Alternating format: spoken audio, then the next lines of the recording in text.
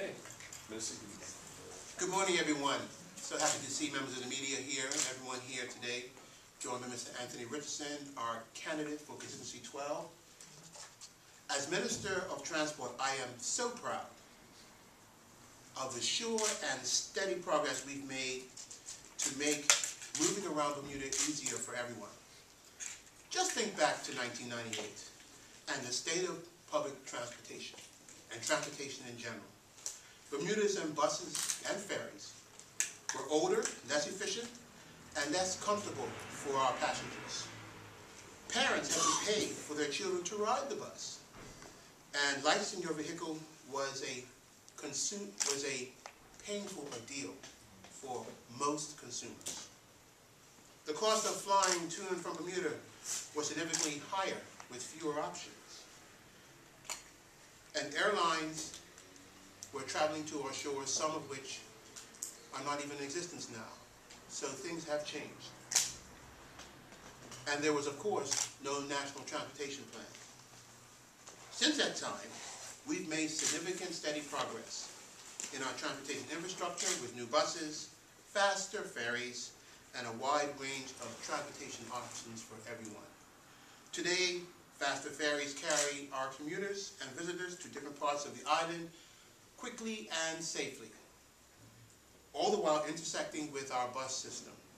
Residents now enjoy wider transportation options, and our taxi industry is undergoing a steady pace of modernization. There is a great spirit of cooperation now with the Taxi Commission as they work towards addressing important issues that the operators and the users and the dispatch companies feel are important to be addressed. There is even the prospect of a modern universal dispatch service on the horizon, owned and operated by the stakeholders in the industry. The transportation transformation has not just been on our shores.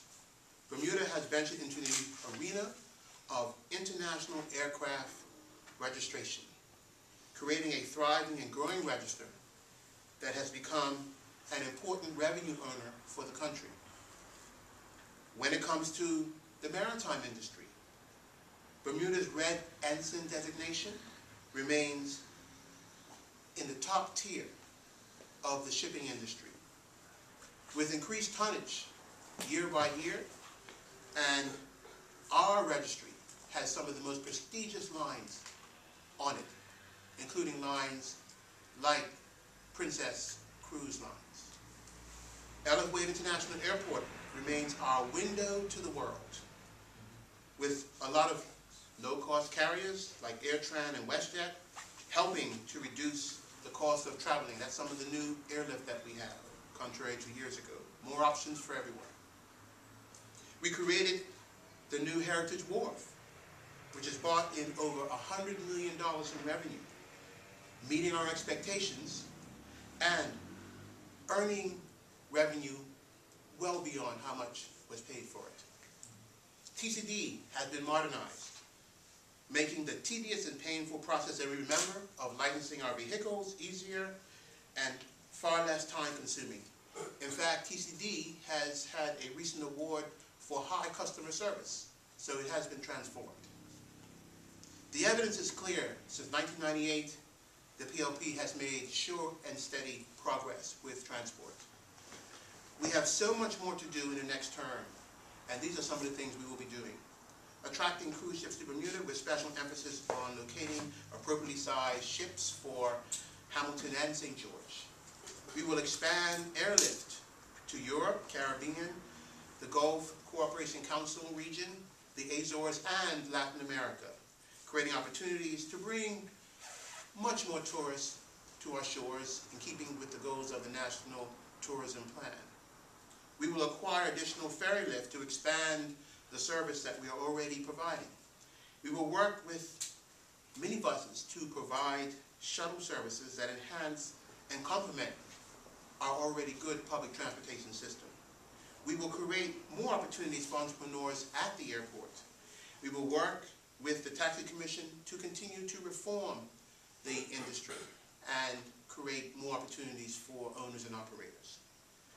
We will be installing cameras on our buses to make them safer and implement a fully digital dispatch system for the buses as well as a GPS system for our buses.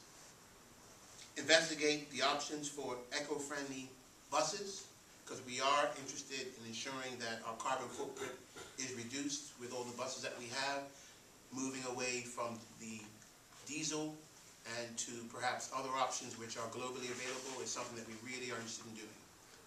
Develop a joint strategy to market Bermuda as a key center in maritime and aviation services. And of course, a very big task of redeveloping our airport, which has an infrastructure that's over 60 years old and needs to be pushed into the 21st century to deal with our aviation needs. Transportation is vital to our economy, and what I and so many others want to know is whether the transportation projects like we have proposed will be on the chopping block for the OBA's Cuts and Paying Commission. In a release last night,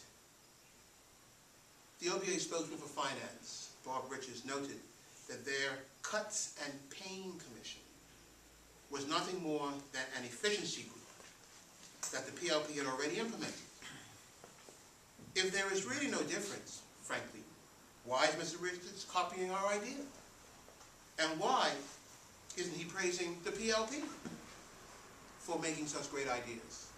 Why do they have to duplicate what we're doing? But perhaps that is just the sign of flattery, and he's complimenting us from the background.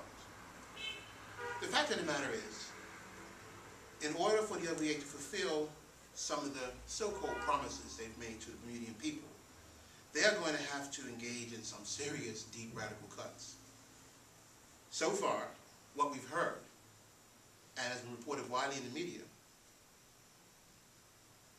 the increased spending and cuts to taxes will be in the tune of about $500 million, and also expect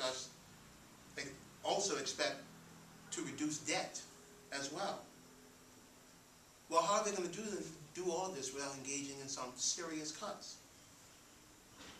So in light of these facts, the question is, what will the OBA Cuts and Commission put on the chopping block?